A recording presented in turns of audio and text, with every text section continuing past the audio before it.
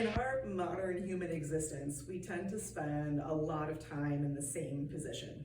We're no longer hunting berries or bears all day long, and we spend a lot of time in our cars, in our homes, and on our computers. When you're in the same position all the time, your joints and your soft tissue get stuck in one position, and we often need to do something to balance that out. So for example, if I'm sitting at my desk, on my couch, watching TV, at my kitchen table eating, my hip is bent at least at 90 degrees like this. And it spends a lot of the day like that while I'm doing work, while I'm relaxing. And so the tissue in the front gets really tight and short, and the tissue in the back, because we're sitting on it all day, gets a little sloppy and not paying attention. So it's great to do something that creates that opposite motion in your hip. One of the options for doing this is to do it in a chair. This requires less balance and gives you a little bit of options, but you have to have a chair with no arms on it, or you have to turn your chair sideways. So you're gonna scoot to the edge of the chair so that your bottom is almost off the edge of it, and you just bring your foot back behind you so that you're stretching this hip out into the opposite position from the way that you've been sitting.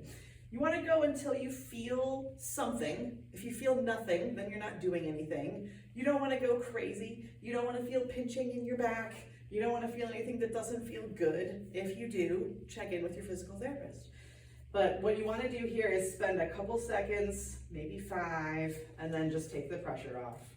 And then go again, 1, 2, 3, 4, 5, and take the pressure off.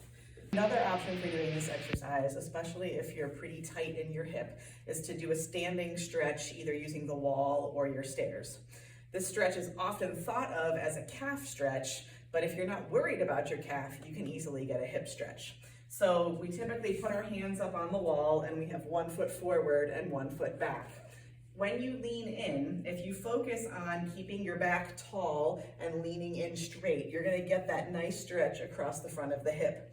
If your calf is really tight, don't worry about it too much. Just let your heel pop up off the floor and let the hip be the focus of the stretch. If you try to keep your heel down, you will get a calf stretch, but you can just keep your heel up to get the hip instead.